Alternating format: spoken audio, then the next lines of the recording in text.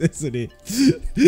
Mais t'imagines, il y a des gens qui se sont réveillés à 6h du matin, attends, à 7h du bar. Première chose qu'ils ont vue, c'est cette tête de Charles Leclerc, totalement dépité. Qu'est-ce que vous voulez que je vous dise au bout d'un moment, le pauvre? Mais c'est... Ah, mais c'est quand même terrifiant ce qui s'est passé pour Ferrari, parce que... T'as mis un tweet, toi, une fois, pas deux Ferrari. Mais là, c'est quand même... Une fois, mais pas deux, c'est une erreur, un week-end en fait raté en fait. Pas de A à Z forcément, mais samedi, dimanche, il n'y a rien qui va quoi. Ah ouais, non, mais là... Il y a absolument en fait rien qui va. Je veux bien qu'il y ait eu des prises, si tu veux, de risque parce que la piste allait être humide, machin, tout ça. Mais en fait, il y a rien qui va. C'est que tu arrives avec une confiance, une certaine confiance en Australie. Ah ouais. T'as tout qui se passe très bien. Et t'as le malheur de toucher un truc sur la voiture. Ça y est, il n'y a plus rien qui marche. Et on ne sait pas pourquoi. Et t'as l'impression qu'on va retomber sur un truc de Mercedes on n'arrive pas à la régler, on ne sait pas pourquoi. Et ça, voilà, ça me déprime un petit peu. Ouais. Globalement. Pour expliquer et rentrer dans le vif du sujet par rapport à la Skoda Ferrari, ils avaient dit, du moins après les qualifications le samedi, où on s'attendait nettement à mieux de la part de la Skoda Ferrari, hein, bien sûr, ils avaient dit, ça laissait transparaître qu'ils pensaient qu'on allait avoir des réglages pluie, que la voiture était réglée version pluie. Bon, soit c'était un risque, parce que je rappelle que le samedi soir, on s'attendait plus à avoir une course avec de la pluie au début, puis après ça sèche. Finalement, bon, ça a été, ça en est passé, ça en a été différent. Sauf que la pluie, elle a été là, mais Ferrari n'était nulle part. Ferrari était nulle part. Donc, il y a une sorte d'inquiétude. Ils ont augmenté la hauteur de caisse, nous dit Hicham. C'est un risque qui a été pris. C'est vrai, notamment par rapport à certaines situations et à des choix de setup. Mais dans la globalité, c'est très mauvais. C'est un faux départ. C'est extrêmement dommage parce qu'on avait le début d'une, j'ai envie de dire, du plus gros transfert de l'histoire de la Formule 1 qui est sur Lewis Hamilton. Hamilton, il est passé d'une horrible Mercedes l'an dernier à une Ferrari dans laquelle il n'a pas pu prendre confiance, j'ai envie de dire. Et ça, c'est très très problématique. Je vais même aller un petit peu plus loin par rapport pour vous dire à quel point c'est quand même très dommageable ce qui se passe pour la Skoda Ferrari. C'est que Hamilton termine 10ème et Leclerc termine 8ème derrière donc Nico Hülkenberg. Sachez que en termes de points, Sauber a plus de points au championnat du monde que la Skoda Ferrari au moment où on se parle. Ça fait toujours très mal. Et puis surtout, j'ai une autre stat qui fait très très mal.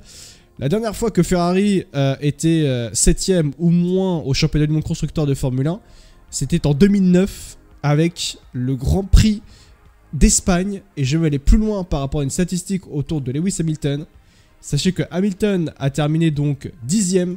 La dernière fois qu'un pilote Ferrari qui a démarré sa carrière qui a fait son premier Grand Prix avec la Skoda Ferrari, et ben les débuts d'Hamilton chez Ferrari sont les deuxièmes pires de l'équipe au 21e siècle, derrière seulement la 17e place du grand et magnifique babychum Luca Badoer au Grand Prix d'Europe 2009, bien sûr. Donc, qui est meilleur entre Luca Badoer et Lewis Hamilton? Je vous laisse débattre. Bien sûr. Non mais quoi qu'il en soit, c'est cataclysmique et c'est inquiétant. Je pense qu'on peut aller dans une certaine inquiétude.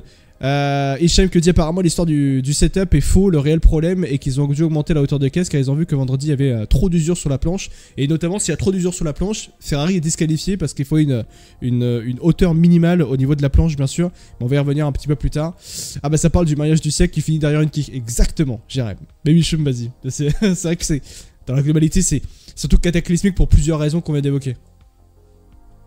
Bah voilà, c'est ça le problème, c'est que tu découvres des problèmes qui peuvent se régler, mais qui du coup automatiquement te ruinent ton week-end.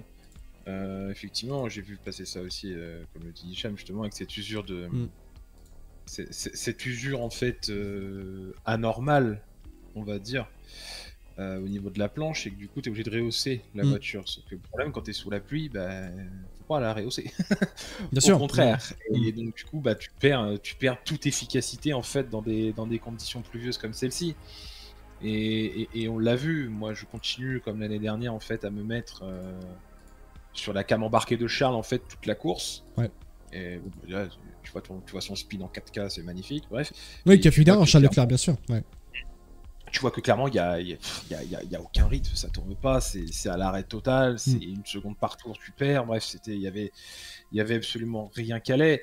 On peut pas blâmer Lewis, c'était sa découverte, c'était voilà, il y a encore pas mal de choses qu'il faut qu'il apprenne aussi à ce niveau-là, mais je pense que voilà, comme il l'a dit, il était content que la course se termine, et je le comprends. Mais à côté de ça, il n'y a pas que ce problème de réglage aussi. Il y a eu des couacs stratégiques, hein, assez évidents pour tout le monde. Et voilà, c'est que Ferrari, c'était vraiment une confusion, mais un bazar absolument, mais de tous les côtés, hein, que ce soit pour Hamilton ou pour Leclerc. Hein. Entre Leclerc, on lui dit, où il dit littéralement, les gars, il y a de l'eau dans ma voiture, il y a de la fuite, une fuite ou quoi? Non, il répond, non, mais c'est juste de l'eau, quoi. Merci, mon ref. Qu'est-ce que tu veux nous dire par là? On a besoin de toi pour te savoir que c'est... Voilà. Et Hamilton, ça aussi c'est quelque chose qui est dommageable, mais qui est compréhensible. La compréhension dans les discussions entre son ingénieur de course et lui-même, dans le sens où il demandait à ce qu'on lui parle moins, l'autre il continuait à lui parler. Et surtout que, je suis désolé, mais alors... Peut-être qu'on était trop habitué à Peter Boddington avec Lewis Hamilton, ce qui est possible. Notre avis peut être biaisé sur ça. Mais je trouve que les deux qui se parlent, l'impression que c'est deux personnes qui sont pas du même monde, j'ai envie de dire. Enfin, qui se comprennent pas, juste à la voix, qui se comprennent pas. Ah, mais ça, c'est après, oui, c'est des choses effectivement à corriger pour la suite de la saison. Et voilà, quand tu rajoutes ça en plus sur une course compliquée, voilà, forcément, c'est le résultat, oui, il est clairement pas bon. Tenter un pari stratégique comme ça, c'était obvious que ça n'allait clairement en fait pas passer. Donc c'est pour ça, tu te retrouves 2 et 3, super. Tout ça pour aller finir au bas des points, c'est quand même une belle occasion ratée. Et c'est pour ça que je dis une fois pas deux. C'est que j'espère que je demande pas à ce qu'en Chine dès la Chine, voire même au Japon, que Ferrari poutre McLaren, loin de là, mais juste qu'on fasse une course acceptable quand même, tu vois. Qu'on soit un week-end acceptable. Non, mais c'est ça. Parce que il y a un moment aussi dans la saison, il va falloir une décision claire et nette. Je tire pas la sonnette d'alarme tout de suite, comme je t'avais dit avant le live. Hein. On espérait tous, je pense qu'il y avait cette hype aussi, tu vois, autour de Ferrari. On disait, c'est bon, c'est cette année, ça va bien se passer, tout ça. Mais... Voilà, c'est tellement compliqué de se prononcer, ça fait 17 ans qu'on n'a rien gagné, qu'on est habitué en fait à être déçu après un mouvement de hype comme celui-ci par exemple. Et voilà, t'arrives, premier Grand Prix, tu te prends une douche froide comme ça, tu fais putain... T'essaies quand même de rester optimiste parce qu'il reste 23 courses derrière. Mais tu te dis que t'espères quand même que ce problème d'optimisation de monoplace va très très vite se corriger, parce que si tu commences à prendre du retard sur le premier tiers de la saison, ce sera compliqué d'aller rattraper après en termes de points ceux qui sont devant toi, quoi. Yazoo dans le chat qui nous dit c'est normal, c'est la première course pour Lewis, on peut pas simuler l'adrénaline d'une course en practice, et je suis pas inquiet pour la relation Adami-Lewis-Hamilton. Je sais pas que je suis pas inquiet, c'est que ça m'intrigue. Moi j'ai vraiment l'impression que les deux n'arrivent pas réellement à s'entendre. Ou ne vont pas s'entendre. J'ai l'impression que c'est deux personnes qui sont vraiment à l'opposé en termes de collaboration au travail, du moins. Après, ce n'est peut-être que mon avis qui est biaisé par rapport au fait, et je le conçois, que c'est avec Peter Boddington et Lewis Hamilton, on a toujours été habitué à ça. Pourquoi je disais que j'étais inquiet? Parce que j'ai lu cette déclaration, et c'est plutôt l'information inside de Jolie Duquesa, insider autour de la Skoda Ferrari, qui est toujours extrêmement bien informé. Et en fait, il a dit cette phrase qui, moi, m'inquiète énormément. Enfin, c'est ces déclarations, du moins, qui m'inquiètent énormément. Aujourd'hui, la SC25 du coup en Australie est le package le plus énigmatique de ces dernières années. Personne ne sait à quoi s'attendre ici, personne ne sait ce qui se passera en Chine, où le premier sprint pourrait accroître l'anxiété, puisque c'est le week-end de course sprint en Chine. Un ingénieur est d'accord, en parlant de l'ingénieur de la Scuderia, le tracé pourrait être un peu moins bon qu'à Melbourne, vu la façon dont ça s'est déroulé ici. Nous n'aurons peut-être l'effet inverse en Chine. Malheureusement, il y a quelque chose dans cette voiture qui échappe à la compréhension. Elle semble étrange. Les données indiquent qu'elle a cette force à l'entrée des virages, mais derrière, ensuite, elle perd sa stabilité. Les contre-mesures pour l'instant sont limitées contre les variables de la température et de l'asphalte. Selon un observateur, même les hauteurs n'ont jamais été correctes à quelques millimètres près, étant donné que les pneus intermédiaires sont plus hauts que les pneus slick. La performance a été limitée par quelques facteurs dont personne ne connaît l'ampleur. Un fait donne à réfléchir. Même avec une qualification idéale, Ferrari n'aurait gagné que 6 dixièmes de seconde en un an. Les 1 à 2 secondes gagnées par McLaren et Mercedes donnent une idée du déficit. Cela suffit pour penser qu'il y a eu un faux pas quelque part. L'équipe de Maranello a quelques courses, pas beaucoup, pour montrer que le mot immature était juste, que le potentiel ne demande qu'à être libéré. Sinon, il faudra chercher un autre mot. Et s'il n'y a aucune chance de se battre avec la concurrence, il faut s'attendre à ce que les outils et les ressources soient alloués très rapidement de 50% à 80-90% en 2026, ce qui, lucidement, serait intelligent, mais aussi très difficile à digérer. Et je suis d'accord avec ce que dit Jolie Duquesa, c'est que si au bout des, allez, on va dire des 7 premiers Grands Prix, il n'y a pas de solutions qui sont trouvées, faut passer à 2026. Hein. Ce qui est très dur parce que Ferrari avait comme objectif de jouer le titre dès cette saison. Parce que tu accueilles Lewis Hamilton, t'as la meilleure paire de la grille aujourd'hui avec Lewis Hamilton et Charles Leclerc, tu ne peux pas te permettre de ne pas jouer le titre. Mais là, au vu de la situation, qui, je rappelle, est selon une estimation d'un insider de la Skoda Ferrari qui est toujours très bien informé, ça, il n'y a pas de débat là-dessus, c'est inquiétant quand même. Bah, c'est surtout ce qui est inquiétant en fait, c'est de modifier un réglage sur la voiture et que tout parte en couille. Inconduisible, en fait. Ouais. Parce que le vendredi global, en fait, il est correct, tu vois. Il est plutôt bon. La Ferrari n'est pas si à la ramasse que ça. Derrière les McLaren, sans doute. Mais elle n'est pas si larguée que ça, tu vois. Elle aurait pu être dans le coup. Et tu te dis que voilà, tu modifies une chose, ça la déséquilibre complètement et tu sais pas pourquoi.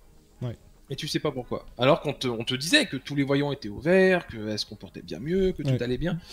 Et t'as ce petit grain là qui arrive et qui fait ça veut dire quoi? C'est-à-dire que les prochaines courses, du coup, tu vas vouloir modifier, il y a un autre truc qui va se créer ou quoi? Bah, c'est un peu Mercedes, hein. C'est un peu comme Mercedes en 2022. Hein. 2022, ils étaient comme ça. Hein. Ouais. C'est ce que je disais tout à l'heure. Et c'est pas une situation super agréable. Ouais. Parce que comme il disait justement, c'est qu'imagine en Chine, t'es censé potentiellement être plus lent, on va dire, qu'ici en Australie. Que tu changes un réglage et que tu sais pas pourquoi d'un coup tu vas te retrouver au niveau des McLaren. Bien sûr. En fait, ne pas comprendre le pourquoi ça ne fonctionne pas lorsque tu changes quelque chose sur ta monoplace, bah c'est une perte de temps énorme en fait dans la compréhension de savoir pourquoi c'est comme ça et qu'est-ce qu'on peut faire justement pour régler ce problème-là. Ouais. Et c'est pour ça que si Ferrari veut aller viser le titre et se battre jusqu'au bout, il faut que ces choses-là soient réglées très rapidement. Parce que 2026, en fait, arrive super vite. Et surtout qu'il y a les Athletics dans le chat qui dit un truc extrêmement vrai. Alors j'ai un petit peu tous les autres messages en attendant. Ça sert à rien de crier au drama pour rien, les gars. C'est la première course. Alors on crie pas réellement au drama, pour être honnête. On apporte juste des faits. Pour le coup, on est factuel, hein. On dit pas ça va se passer comme ça ou ça va être dramatique ou quoi que ce soit. On parle pas du drama, mais pour le coup, on est factuel. Je comprends ton message en vrai, Amaury, mais on n'est pas là à crier au drama. Ce que je comprends pas, c'est qu'il y a une corrélation, mais ça fonctionne pas. Ça aussi, c'est une interrogation qu'on a aujourd'hui vis-à-vis de la Skoda Ferrari. Est-ce qu'ils ont pensé à retirer le sand badging des essais hivernaux? Zatritix, du coup, qui disait mais tu changes 90% de la voiture et tu vois 3 autres équipes qui jouent devant toi. En plus, nouveau pilote, pas habitué à Ferrari et à ce monde-là, c'est vrai que c'est aussi quelque peu compliqué. Et c'est vrai que pour ceux qui découvrent et qui n'ont pas vu les previews qu'on a pu faire par rapport à cette saison 2025 de Formule 1, notamment par rapport à Skoda Ferrari, je rappelle que Ferrari a changé 99% de sa voiture par rapport à l'année dernière. Et que forcément, ça joue, ça rentre en compte forcément ce manque de corrélation et ce manque de compréhension vis-à-vis de la situation autour de Skoda Ferrari par rapport à ce premier Grand Prix de la saison. Cependant, Frédéric Vasseur a son habitude reste optimiste et il apporte cette déclaration. Nous devons toujours garder à l'esprit que lors des dernières courses de l'année dernière, nous, McLaren, Red Bull et Mercedes, nous avons tous gagné avec une large marge. Mercedes a volé à Las Vegas, nous avons gagné au Mexique et à Austin, la situation a changé week-end après week-end. En fin de compte, la lutte est serrée et si vous ne préparez pas bien le week-end en adaptant la voiture et les pneus à la température de la piste, vous vous retrouvez complètement hors de la fenêtre de performance. Le week-end prochain, l'histoire sera différente. En d'autres termes, il dit que chaque week-end de Grand Prix est différent, chaque week-end de Grand Prix est bien distinct et que en gros une équipe peut être dominante par exemple en Chine, une autre peut en être derrière à Jeddah et une autre peut en être encore dominante, allez je dis n'importe quoi, à Silverstone par exemple. Donc lui en gros Frédéric Vasseur, il pense qu'on peut repartir sur les mêmes bases que l'année dernière. Est-ce que tu es d'accord avec ça? J'attends de voir. J'attends de voir. C'est beaucoup trop tôt, encore une fois, pour le dire. C'est ce qu'on souhaite, c'est ce qu'on a tous espéré en voyant fin 2024 que 2025 soit pareil. Bien sûr qu'on se dit qu'on aimerait bien de la bataille avec plusieurs écuries, avec voilà, des forces un petit peu redistribuées chaque week-end. Ça serait pas mal, rien n'est impossible, tout va très vite en Formule 1. Ouais. Ça c'est sûr. Mais si on prend, encore une fois, on peut s'arrêter qu'à l'Australie. Je suis pas Madame Irma, je peux pas savoir ce qui va se passer dans 5 courses. Mais voilà, faut réagir. Ouais. Si tu veux que ça se passe comme ça, voilà, va clairement falloir réagir. De toute façon, tu seras, j'espère. Oui. Après, de toute façon, compliqué de faire pire. Vasseur aussi dit un truc qui est par rapport à ce Grand Prix. Il dit, selon lui, c'est pas essentiellement la performance qui pose problème, c'est du point de vue de la stratégie. Parce qu'en termes de rythme, nous étions au niveau des Mercedes probablement. Ouais. Alors peut-être, mais les pneus, ils ont dit non. Ouais, je regarde. Non mais ça matchait si tu veux en soi, mais quand tu voyais par exemple Russell, non mais Russell, il a un niveau, il a un très très bon niveau. On a vu, si tu veux, que voilà, c'était souvent les pilotes généralement attaquaient 2 tours et puis ils se reposaient 2 tours et puis attaquaient 2 tours ou 3, tu vois. Ouais. C'est pas faux en soi, mais globalement la course de Russell a été bien mieux maîtrisée.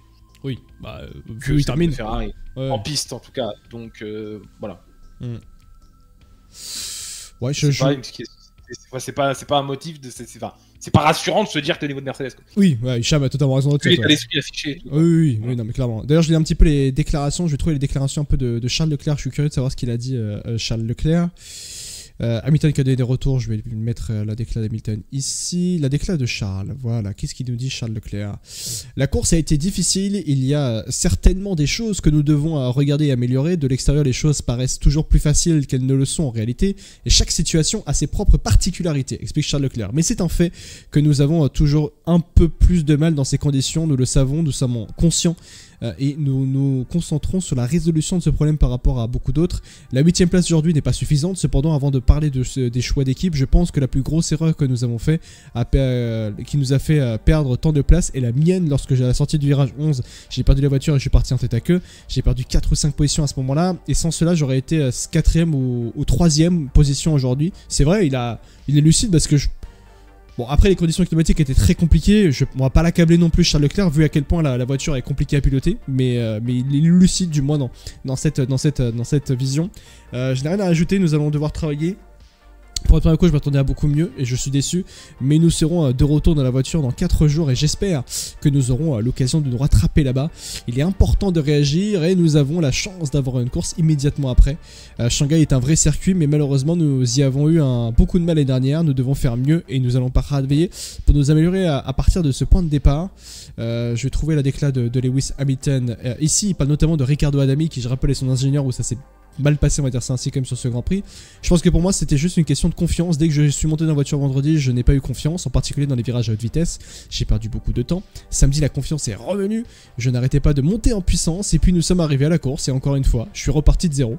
Je n'ai pas eu de confiance pendant presque toute la course. Dans les réglages aussi, la voiture était très délicate. Dans les derniers secteurs, tout le monde partait et moi j'arrivais à tenir le coup. J'ai donc doublé des gens et une fois que j'ai passé la ligne de départ, c'était sec. Alors je me suis dit que je pouvais tenir le coup. Je n'ai plus pu faire que quelques tours, mais il s'est mis à pleuvoir dans les 2 derniers tours et à la fin ils ont dit que ce n'était qu'une courte averse. Alors je me suis dit que j'allais tenir le coup et que le reste de la piste était sec. Ils n'avaient pas dit qu'il y en aurait plus et tout d'un coup il y en a eu plus. Je pense qu'il manquait juste un peu d'informations à la fin. Petit message à Riccardo Adami. Je pense que Riccardo Adami, ingénieur de piste, a fait du très bon travail. Nous apprenons à nous connaître petit à petit. Après cela, nous allons télécharger, passer en revue tous les commentaires, les choses que j'ai dites et vice versa. En général, je ne suis pas du genre à aimer recevoir beaucoup d'informations pendant la course, sauf si j'en ai besoin et que je le demande. Et il a fait de son mieux. Aujourd'hui, nous allons aller de l'avant. Alors, est-ce que t'as ton sentiment par rapport à Riccardo Adami et à la relation entre Lewis Hamilton et lui du coup? C'est vrai que c'était très confus.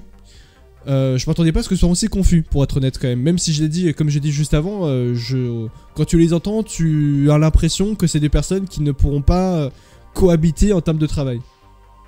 Si, j'étais confus, mais ça va venir. Ouais. Ça va venir, c'est le temps de trouver, encore une fois, les automatismes. C'est sûr que c'était une course en fait déjà compliquée, donc je pense que Riccardo voulait essayer de mettre Hamilton dans les meilleures conditions possibles malgré la course compliquée en fait qu'il avait. Et lui s'estimait de donner en fait beaucoup d'informations. Lewis ne l'a pas envoyé chier, il lui a juste dit donne-moi moins d'informations s'il te plaît, ou ce genre de choses, tu vois. Ouais. C'est que oui, ils ont dû se répéter à maintes reprises, mais ça va venir. C'était une course de découverte. Il l'a vu vraiment comme un petit peu comme une prolongation de Bahreïn en fait. Bien sûr. globalement. Et quand tu la vois comme ça et qu'en plus t'es pas en confiance dans ta voiture, forcément que le résultat final n'est pas celui espéré. Ouais. Donc forcément que ça reste globalement un week-end compliqué pour Hamilton, mais voilà, il est pas à blâmer en tout cas sur le résultat final. Oui, oui. Ça va. Surtout que je rappelle aussi qu'il a fait une séance de qualification difficile où il est sorti de la piste. Enfin, il a fait un tête à queue en Q2, une erreur qui peut être un petit peu bête, mais rappelez-vous que Lewis Hamilton, bien qu'il ait 40 ans, bien que ce soit le meilleur pilote de l'histoire de la Formule 1, que ce soit un septuple champion du monde, il est en train de s'habituer à un tout nouvel univers, notamment au niveau de la monoplace qui, vous l'avez compris, selon les informations, elle reste compliquée à piloter parce que le package est difficile dans un package où il est difficile d'extraire le potentiel de la voiture. Donc c'est pas simple la situation pour Lewis Hamilton et que, comme on sait aussi, avec Ferrari dans ces conditions climatiques chaotiques, c'est très très compliqué. Donc la Chine sera intéressante. Malheureusement, si la Chine c'est déjà un week-end de course sprint, baby choum. Et que là aussi, pour la Skoda Ferrari, évoluer aussi dans un week-end de course sprint de cette manière-là pour Hamilton, et en particulier également pour Charles Leclerc, pour Ferrari dans le comité, pour trouver des solutions vis-à-vis d'un package. Bon courage, parce que t'as pas beaucoup d'essais, forcément. T'as qu'une seule séance d'essais libre, donc on n'est pas sur un Grand Prix optimal pour trouver des solutions. Ouais, il n'y aura qu'une séance d'essai, c'est pour ça que la réaction elle doit être instantanée. Mais oui, je t'avouerais clairement que ça me ferait chier de me lever à 4h du mat le samedi pour voir la sprint et de pas marquer de points, quoi. Ouais, clairement. Ouais, c'est ce qui peut risquer d'arriver. En tout cas, voilà par rapport à la Skoda Ferrari, qui, je rappelle, termine 8ème et 10ème de ce Grand Prix. Au classement constructeur, c'est à la 7ème place, à un petit point derrière Sauber. Ça me fera toujours rien. Aston Martin est 5ème, mais ça devrait aller mieux. On n'a pas à s'inquiéter du côté de... On a eu le fin mot de l'eau dans le baquet de Charles Leclerc. Bah écoutez, vivement, c'est juste de l'eau. Voilà, on rappelle. On rappelle ce qu'a dit l'ingénieur de Charles Leclerc, ce qui est toujours très très drôle quand même. Voilà. Mais en tout cas, voilà, par rapport à Skoda Ferrari, il y a toujours une certaine inquiétude, vous l'avez compris, par rapport aux informations des insiders de la Skoda Ferrari qui expliquent qu'en gros, chez Ferrari, on n'arrive pas à comprendre le package et qu'on ne comprend pas comment il fonctionne. Et ça, c'est problématique, à différence par exemple de Red Bull qui a un package mais qui arrive à le faire fonctionner même s'il est difficile. Mercedes, c'est pareil, McLaren, c'est pareil, Williams, d'une certaine manière, c'est pareil. Ferrari est vraiment dans une situation où ils ne comprennent pas le package, de ce que l'on comprend. Et ça, pour la suite, c'est quand même très très inquiétant, même si la voiture peut avoir un potentiel très intéressant, mais ils ne savent pas comment l'extirper. On espérait quand même qu'en Chine, pour la sprint la semaine prochaine, ça aille mieux pour Charles Leclerc et Lewis Hamilton, 8ème et 10ème donc de ce Grand Prix d'Australie.